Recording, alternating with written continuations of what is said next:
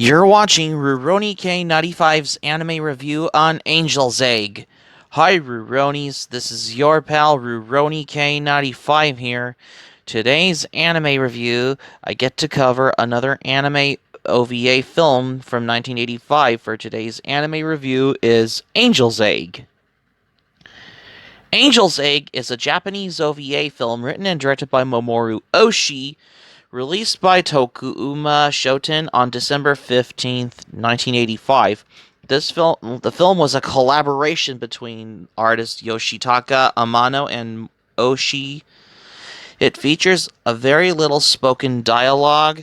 Its sparse plot and visual style have led to it being described as an animated art rather than a story, which is basically how it is what it is for Angel's Egg. Yep.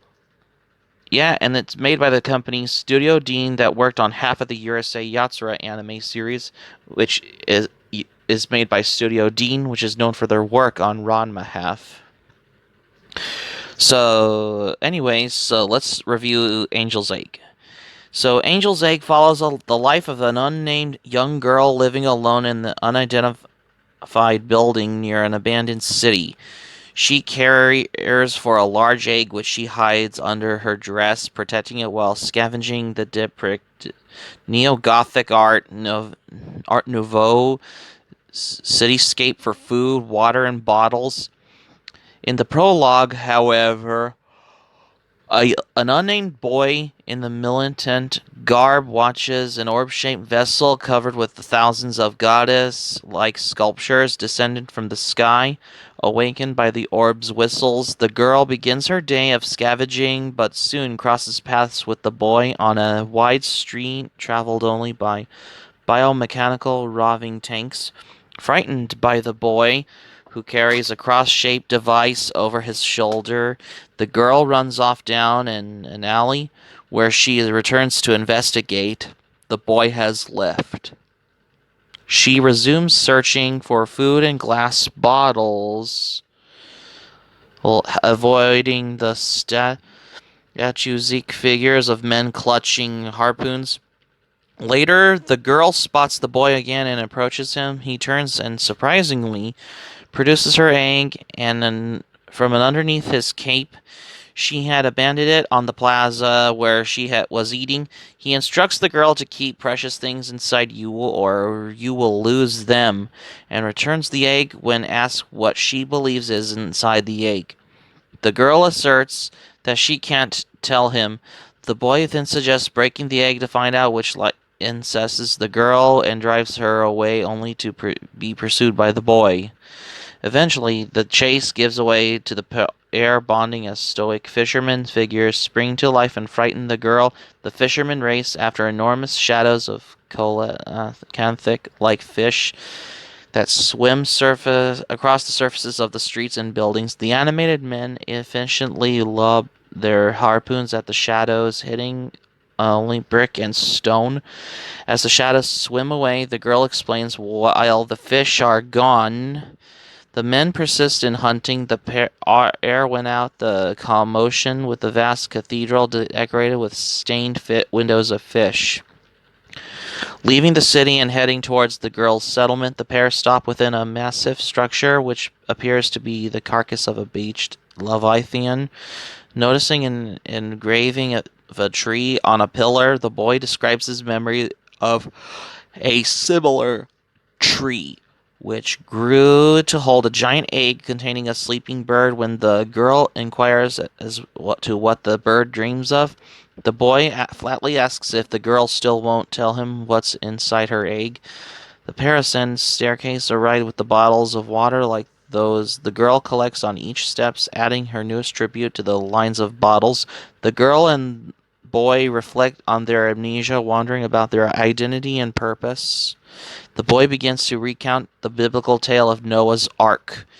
The tale debates when the boy claims that the dove never returned to the ark, and thus its passengers forgot why they were sailing, forgot about the civilization drowned below, forgot about the animals who, as a result, turned to stone. Yeah. So by this time, the boy asks the girl if they themselves or if the strange world they live in really exists or if it is merely a memory like his image of the sleeping bird. The girl suddenly insists that the bird does exist as the boy leads as the and leads the boy down corridors of an ancient fossils to arrive at an eyrie. Then ere they find the skeleton of a giant angelic bird. The girl explains her intent to hatch the egg. Meanwhile, later the pair warm themselves with the girl within the girl's settlement, which is almost in a good way before then, if you will. As the girl drifts off to sleep, she speaks to the creature inside her egg of their future together. Outside, the heavy rain consumes the city and floods the streets. While the girl is turned away from the egg in her sleep, the boy takes it and smashes it, leaving afterwards. The next day, the girl discovers the broken shell of her egg, shrieks out, utterly heartbroken. She starts to run away from her settlement into the woods. You guessed it, past a giant tree holding a huge egg, in the pursuit of a boy. In her haste, she falls into the ravine in the progress. Beneath the chasm's water, the girl transforms into an adult woman before releasing a final breath which rises to the surface as a multitude of bobbing eggs. As the rain suddenly abates, the tree holding eggs, though like those described by the boy, are shown to be scattered throughout the landscape in a good, which is almost if you noticed. The boy stands on a vast shore littered with white feathers as the orb-like vessel rises from underneath the ocean. Among the thousands of statues adorning the orb is a new feature, a figure of the girl sitting serenely on the throne and caressing the egg in her lap. The screen slowly zooms out to reveal that the land of the beach and the forest and the city is part of the small and lonely island within a vast sea appearing not unlike the hull of an overturned ship. If you want to know, if you will. And that's particularly my thoughts about. And here's the theme, Matt. The themes and thematic elements about the Angel's Egg, however. Prior to the production of On Angel's Egg, Mamoru Oshii lost his faith in Christianity. Senses of cinema opined that the film seems informed by the existential desperation caused by the collapse of one's belief system. Oshii himself has stated he does not know what the film is about.